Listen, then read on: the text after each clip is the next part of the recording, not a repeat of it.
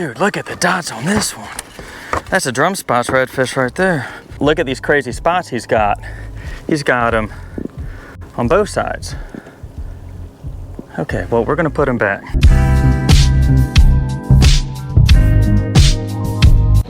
It is the middle of the day, it's really hot, and I'm starting to think this whole thing's a bad idea. What I wanna do today is go catch a great box of redfish. There's redfish biting in Lake Pontchartrain. They usually do this time of year, but the problem is that we're having all these crazy pop-up storms around, not where I wanna fish, but near it. Kind of like what you see there. However well it is, you can see that. That, and it's kind of late in the day and it's warm outside. It's really hot, and so maybe the redfish won't be biting as much. Maybe I should have waited a few hours to see how this is gonna play out. I probably just should have stayed home and mowed the lawn. But fortune favors the bold, and there's a possibility that I may not even get to fish later because maybe it'll just be storming over the entire lake by then. So I'm gonna give this a whack anyway. And if you remember that old saying, you hold the tail and I'll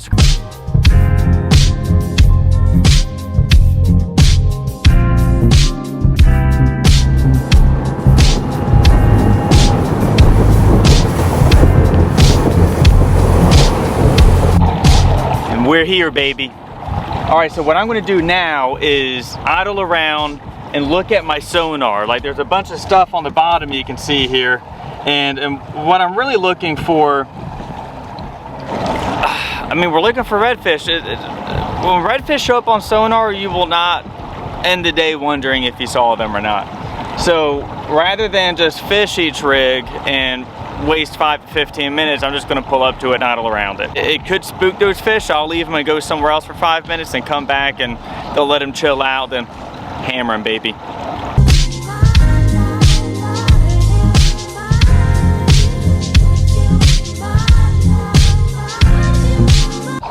Bam, baby, you can see that right there is that rig right there. And all those little shadows right there, those are fish.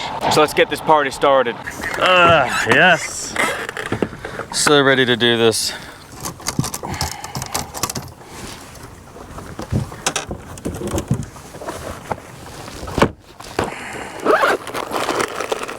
We're just gonna throw a matrix shad and lemon head down there first. I think it's a good color choice. The water here is a little brown. Otherwise, it looks freaking great. Just gotta watch these crazy storms and all that stuff, because that has definitely been a thing. When you fish these things, it's just like anything. You wanna fish all sides, all corners, figure out what side they're on. If I recall correctly, I saw them on the other side, but I'm still gonna fish all the way around it.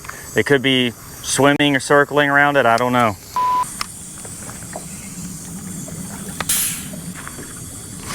There we go.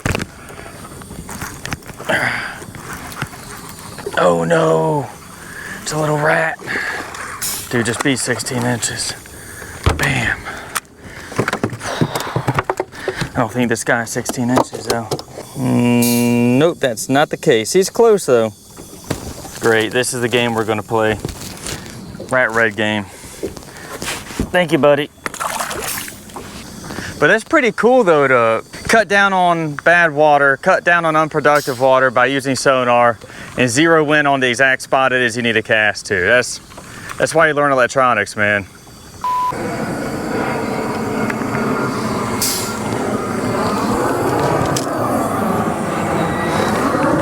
Let's go fish that other rig.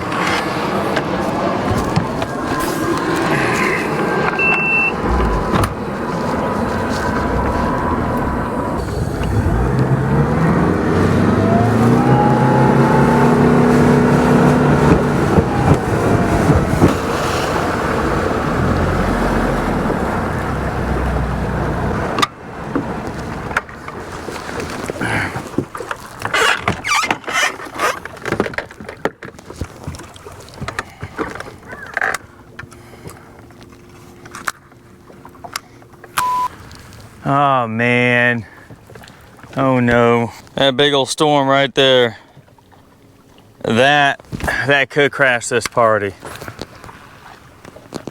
It can just get to be that time of year where you just roll the dice with these, you know, afternoon, you know, summertime pop-up storms.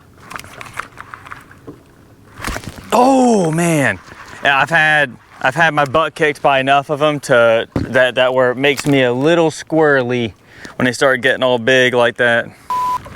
So here's a cool little fishing tip for you guys. When you're fishing this deeper water and you want to get that jig straight down to the bottom and not drift back towards the boat, what you want to do is let out a whole bunch of slack as soon as that thing hits the water, right? So what the old fogey grandpa way of doing it is you cast out and then you start peeling line off your spool like that, which you can do. It works, it gets you by. But what is a lot more streamlined and gets a lot more fishing line out, you don't have to sit there and peel it off like old fogey grandpa, is you cast out and lift up on that spool at the same time while letting line pay out. So that way you don't lift up on the jig, you're just letting line go out, and boom, all that line is out. Now I got so much more line out. And for the record, I use both techniques.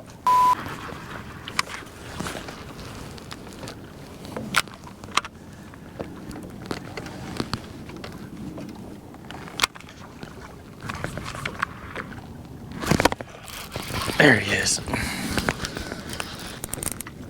This is strange. This fish is kind of pulling. So I saw shadows out that away from the structure, and I was just kind of fan casting it, covering it. And I mean, this could be a redfish. It could be a blue cat too.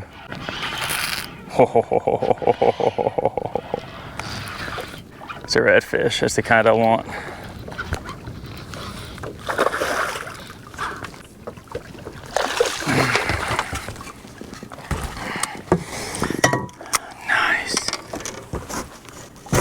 God, this guy's full of spunk, full of fight. Ladies and gentlemen, boys and girls, the skunk is out of the boat.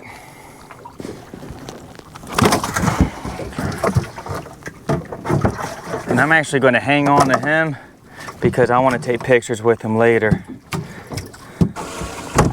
Feeling good. That's one redfish down, 4 to go.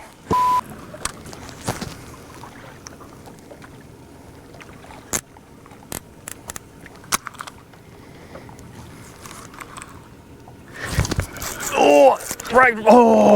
Okay. I'm gonna start. Here's the thing. I'm not throwing my redfish rod at these guys because I don't want to throw a 30-pound monofilament around this structure and whatnot. You can't see it on this camera, but that thing right there, because it's tough to break stuff off. It really is. But I'm pulling it out now, and I'm gonna put a jig head on it because I don't want to lose redfish. And out there, there isn't anything, nothing to my knowledge anyway, that I can get hung up on. For me to hook up again like that, because there's definitely more than one shadow out there, that's for sure. I wish I had videotaped that part so you guys could see that, but I did not.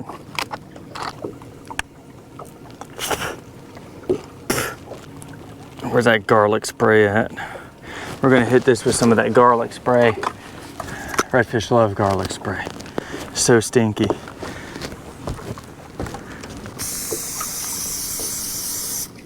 Awesome. Perfection.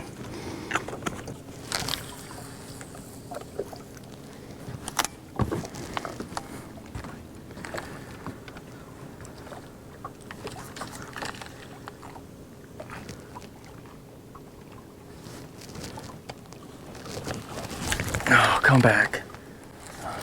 There he is. Oh. I'm gonna try and let me show y'all something here too. You can see him. You see all the shadows? That's them right there. There's a whole bunch of them. Oh yeah, these are quality redfish. Yeah, baby. I'm gonna net them anyway. Ooh.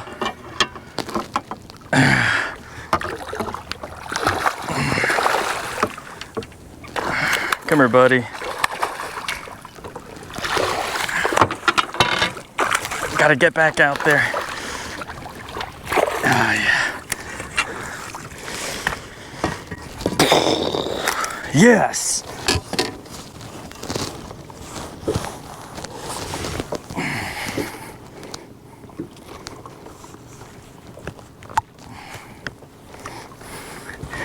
Another beautiful Lake Pontchartrain redfish. Whoop, bang! Look at that dot right there, baby. You're gonna go back in the water, girl.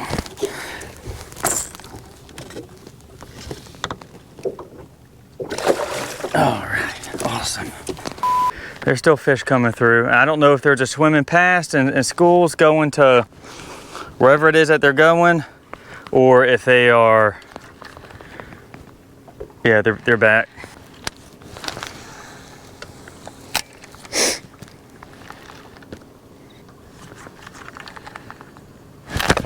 Gosh, dang.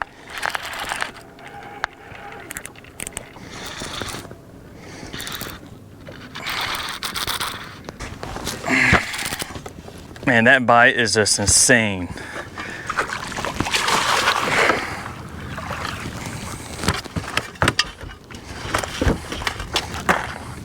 Man, these fish are here.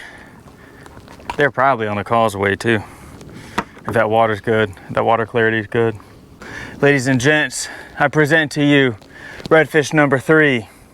I'm gonna let this one go as well. Oh. Bye-bye.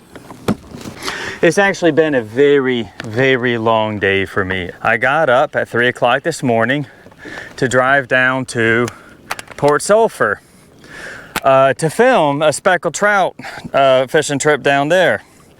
And when I got all the way down there, I was out on the water, the sun was peeking over the horizon, I was getting the camera set up, and I found that, lo and behold, the SD card, the little memory chips that go inside the cameras to record the video, I left them at the house, 3 hours away. I handled it very well, but you know, I forgave myself, and then I just, I went fishing. And then I came home and I was thinking, man, you know what, Devin, you can go home and grab those chips and you can come fish out here. I didn't know if I would get time this week to fish out here, but I was like, dude, just go home, grab those chips and come fish out here. I was like, all right. They are out there, Devin, that's a great idea. And so I'm here now. About to boat flip redfish number 4, baby. This guy's 16 inches, but I'm gonna measure him anyway.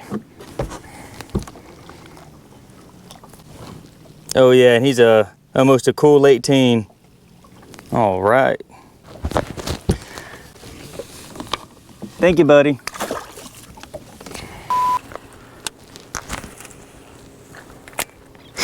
Oh. Dude, they are out there. And they're out away from the rig. And man, if it wasn't for electronics, there's so many fish I'd miss. So many fish. Electronics expand, well, it's not so much that it's a fish finder, it's not a fish finder, it's a graph. It expands my awareness into the water below the surface. And I can't tell you how many times where I'm graphing around looking and there we go. And just see shadows and I'm like, oh, that's interesting. Just like here, you know, I wasn't looking for redfish out there, but I still graph out that way. Oh, this feels so good. Man, after driving all the way to Port Sulphur and realizing that I dropped the ball on the day and it kind of recovered like this, dude, it feels, I needed this. If I had some kind of crazy virus where I was vomiting and diarrhea and it was really bad. The worst part was my kids getting it and watching them having to suffer through it. But they're better now, we're all better now. All right, this is official. Let me tell y'all something about this redfish right here. This is redfish number 5. Bang! And what's special about redfish number 5 here in Louisiana is that makes a limit of redfish. I accomplished today's mission. That's to go have a good, successful fishing video. Go catch some fish, go do some fishing, not just guessing, but like actual fishing. Let's get him back in the water. There you go, buddy. Bye-bye. If you'd like to learn more about electronics, if you'd like to learn more about how it is you can have crazy hair like what I have right now, screw it, if you'd like to learn more about how it is I find fish from scratch, the process of separating unproductive water from the productive water and zeroing in on a good bite so you can make memories that last a lifetime, then all you need to do is join my membership at LAFB Elite. Inside it, you'll find courses like Inshore Fishing 101, Inshore Fishing 201, Sight Fishing Mastery School, and more. If you'd like to stay up to date with what it is I've got going on, you can follow me on Instagram or subscribe to my newsletter. And if you like the latest redfish fishing reports, then all you need to do is check out LAFB Inshore on Facebook. And let me give you a good fishing tip regarding LAFB Inshore. You really need to be reading last year's fishing reports. Remember, everything's a cycle, everything's a pattern. If you enjoyed this video, give it a thumbs up. And if you'd like to know when the next one goes live, all you have to do is subscribe and ring that bell for all notifications. Thanks for watching, and tight lines.